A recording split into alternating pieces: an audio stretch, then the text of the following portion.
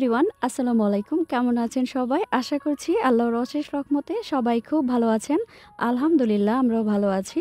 পুষ্প লাইফস্টাইলের নতুন আরও একটি ব্লগ দেখার জন্য আমি পুষ্প সবাইকে স্বাগত জানাচ্ছি। বেশ কিছুদিন পর একটা ব্লগ নিয়ে আপনাদের মাঝে হাজির হয়েছি। আশা করি আপনারা আমাকে ভুলে যাননি। আমি কিন্তু আপনাদের অনেক মিস করেছি, এখনও মিস করছি। আপনাদের সাথে কানেক্ট থাকার জন্য খুব কষ্ট করে আজকে একটা ভিডিও আপলোড দিলাম। আমি এখন গ্রামের বাড়িতে আছি। আমি এখন আমার শ্বশুর বাড়িতে আসছি গত 2 দিন আগে। এখানে একদমই নেট পাই না, নেট গড়ে তো থাকেই না, সেজন্য আমি গড় থেকে বের হয়ে একদম খোলা আকাশের নিচে গাছের নিচে বসে ভয়েস দিচ্ছি। পাশ দিয়ে গাড়ি যাচ্ছে, সেজন্য গাড়ির শব্দ পাবেন, আর মাঝে মধ্যে পাখির শব্দ পাবেন, পাখি কুচকাওয়াজ শব্দ করছে। তার মধ্যে খুব কষ্ট করে ভয়েসটা দিচ্ছি ভিডিওটা আপলোড করার জন্য।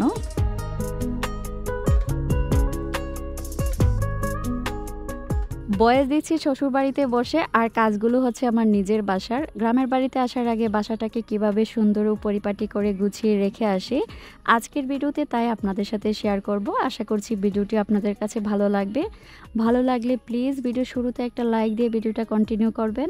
সকালের কাজকর্মের পরে আমি আমার সংসারের কাজে লেগে পড়েছি। আমার হাতে একদিন সময় আছে, একদিন সময়ের মধ্যে আমি পুরো বাসাটাকে সুন্দর করে গুছিয়ে রেখে যাচ্ছি। এই জন্য আমরা যখন কোথাও ঘুরতে যাই বা বেড়াতে যাই, বাসায় ফিরলে বাসাটা যখন এলোমেলো দেখি তখন কিন্তু খারাপ লাগে, আর আমাদের শরীর কিন্তু অনেক বেশি ক্লান্ত থাকে। তখন এসে কাজগুলো করতে ইচ্ছে করে না, আর কাজগুলো না করেও থাকা যায় না। তখন নিজের উপর অনেক বেশি প্রেসার পড়ে যায়। আমি এখন আমার সবগুলো চাদর তুলে নিয়েছি। যে চাদরগুলো আমি বিছানা থেকে তুলেছিলাম সেগুলো ওয়াশিং মেশিনে দিয়ে দিয়েছি। ধোয়া হলে স্ট্যান্ডের মধ্যে নেড়ে রেখে যাব। শুকিয়ে গেলে বাজ করে ফেলবো। আর কোথা থেকে বেড়ায় আসলে দেখবেন এত বেশি কাপড় হয়, তখন ওই কাপড় ধোয়া, তারপর চাদরগুলো যদি আমি ঝুড়িতে রেখে যাই ওগুলো ধোয়া, সব কিন্তু একসাথে প্রেসার হয়ে যাবে বা ঝামেলা হয়ে যাবে। ভাবলাম যেগুলো তুলেছি সেগুলো ধুয়ে ফেলি, আবার যখন বাসায় ফিরে আসব তখন ওইগুলো আমি ধুয়ে ফেলবো, তখন আর এতটা চাপ হবে না। আবার কেউ হয়তো বলতে পারেন, আপু এত আগে বিছানার চাদর চেঞ্জ করছেন, সেগুলো তো ময়লা হয়ে যাবে। আসলে দরজা জানালা যেহেতু বন্ধ থাকবে, হালকা পাতলা একটু ধুলাবালু পড়লে আমি এসে ঝেড়ে দেব, এতটাও ময়লা থাকবে না। এসে সবগুলো রুমের চাদর চেঞ্জ করা, আবার যদি রান্না বান্না থাকে সেগুলো করা অনেক বেশি কষ্ট হয়। তো আমার হাতে যেহেতু সময় আছে, একদিনের মধ্যে আমি সব কিছু গুছিয়ে রেখে যাব আমার জানের আসানের জন্য, যাতে আমার কোনো কষ্ট না হয়। আপনি দেখবেন কোথা থেকে এসে যদি ফ্রেশ একটা বাসা দেখেন বা গুছানো একটা বাসা দেখেন, আপনার কষ্টটা কিন্তু তেমন মনে হবে না। আসলে বয়স দিতে এত বেশি সমস্যা হচ্ছে, আমি যখন বয়সটা দিই তখনই পিছন দিয়ে গাড়ি যায়, তখন দেখা যায় বয়সটা কেটে আবার দ্বিতীয়বার দিচ্ছি। প্লিজ আপনারা সেই সাউন্ডগুলো ইগনোর করবেন। ঈদের পর থেকে কি যে একটা গরম পড়েছে, তার মধ্যে গ্রামের বাড়িতে আসি, আর কারেন্টেও ডিস্টার্ব, মাঝে মধ্যে ঘুমাতেও পারছি না, খুব ঝামেলার মধ্যে আছি। তারপরও বাচ্চাদের খুশির জন্য ওদের নিয়ে এসেছি। ওরা যখন গ্রামের পরিবেশে আসে, খোলামেলা জায়গায় খেলাধুলা করে, পুকুরে গোসল করে, ওদেরকে আনন্দ দেওয়ার জন্য আমার এই কষ্ট।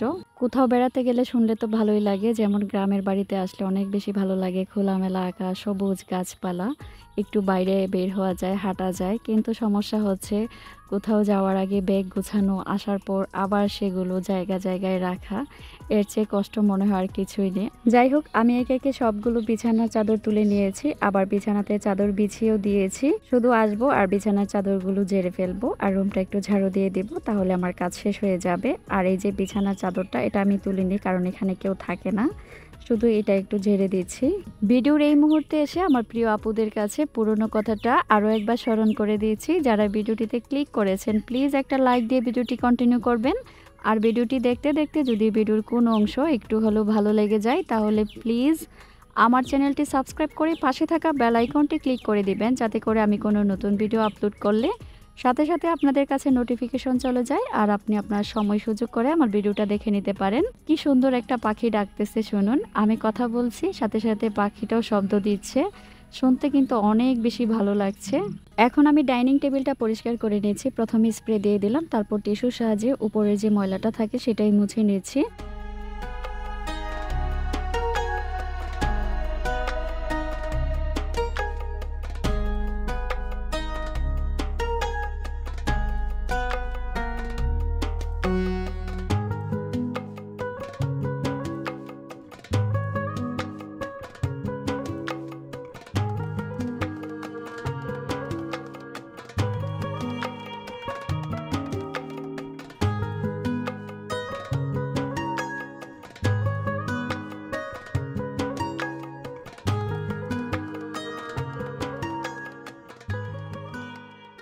সবগুলো বেডরুম ও ডাইনিং টেবিল আমি পরিষ্কার করে ফেলেছি। এখন আমি ড্রয়িং রুমে চলে এসেছি। ড্রয়িং রুমে আসলে কিছুই চেঞ্জ করব না। যেগুলোই আছে সেগুলো একটু ঝেড়ে মুছে যাব। আমি যে এখন কাজগুলো করছি সেগুলো একা হাতেই করছি। আমার যে কাজের খালা আছে সে আবার গ্রামের বাড়িতে গেছে। রোজার ঈদে কিন্তু সে গিয়ে বাড়িতে 15 দিন থেকে আসছে। এখন আবার মা অসুস্থ বলে 3-4 দিনের জন্য গ্রামের বাড়িতে গেছে। কেমন একটা খারাপ লাগে বলেন। আমি তো আগে থেকেই প্ল্যান করে রেখেছি যে আমার হাজবেন্ড আসলে আমরা ঈদের সময় গ্রামের বাড়িতে যাব। এখন তার মা অসুস্থ। অসুস্থতার সাথে তো আর কোনো কথা নেই। সে এজন্য 3-4 দিনের জন্য গ্রামের বাড়িতে গেছে। তো একা হাতেই সব কাজ সামলাতে হচ্ছে। তার মধ্যে আবার যাব গ্রামে। যাই হোক, কষ্টের কথা আর না বলি। সোফার উপরে যে কাপড়গুলো বিছিয়েছি বেশি দিন হয়নি, সেগুলো আর তুললাম না। বাড়ি থেকে এসে যদি মনে হয় তোলার প্রয়োজন তখন তুলে ওয়াশ করে ফেলবো। আপাতত এগুলো এভাবেই রেখে যাচ্ছি। কোথাও গেলে সবচেয়ে বেশি টেনশনে থাকি গাছ, পাখি, মাছ এগুলোর জন্য। আমরা হয়তো বেড়াতে যাব, কিন্তু আমার এই বাসার এই পশু পাখিগুলো কি হবে, অনেক টেনশন হয়। আমার যে বাসার ভাড়াটে আছে, আমার একদম ছোট বোনের মতো, ওর কাছে দায়িত্বে রেখে যাচ্ছি আমার গাছ পাখিগুলো, ও যাতে সেগুলোকে দেখে রাখতে পারে। তারপরেও কিন্তু একটা টেনশন কাজ করি, আসলে বাসায় ফিরে ওদেরকে দেখতে পারবো কিনা। বাসায় থাকা অবস্থায় গাছগুলোকে বেশি করে পানি দিয়ে যাব, যাতে একদিন পানি দিতে না হয়। মাছগুলোকে খাবার দিয়ে যাব, পাখিগুলোকে খাবার দিব। একদিন পর থেকে ওদেরকে খাবার দিলেই হবে। অনেক আপুরা হয়তো এখনো গ্রামের বাড়িতে বেড়াইতেছেন, হয়তো বাবার বাড়িতে আর নয়তো স্বামীর বাড়িতে। গ্রামের বাড়িতে বেড়ানোর মজাটাই আলাদা। সমস্যা হচ্ছে গরম, গরমের জন্য কিছুই ভালো লাগে না। আসলে কিছু সুখ পেতে হলে তো কিছু কষ্ট করতেই হবে, এটাই স্বাভাবিক, মেনে নিতেই হবে গরমকে। ব্লগ দেওয়াটা কিন্তু উল্টাপাল্টা হয়ে যাচ্ছে। আমার হাজবেন্ড আমাদের জন্য কি কি নিয়ে এসেছে সেটাই আপনাদের সাথে শেয়ার করতে পারলাম না। ব্লগটা একটু বড় হওয়ার কারণে ভয়েস দিতে পারিনি, সময়ও পাইনি। ইনশাল্লাহ বাসায় ফিরে হয়তো আপনাদের সাথে শেয়ার করব একজন প্রবাসী তার ফ্যামিলির জন্য কি কি নিয়ে আসে।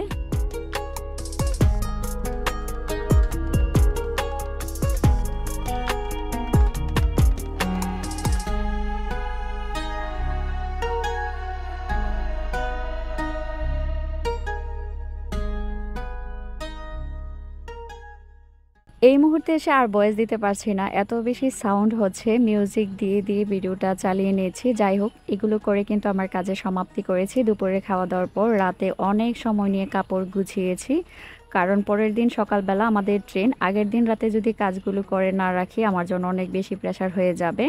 চেষ্টা করি আগে থেকেই সব কাজ গুছিয়ে করার। পুরুষ মানুষ বাসায় না থাকলে দেখবেন কাজের ধরন থাকে একরকম, আর পুরুষরা যদি বাসায় থাকে কাজের ধরন থাকে অন্যরকম। সব কিছু টাইমলি করতে হয়। এখন কিন্তু কাজের প্রেশার একটু বেশি।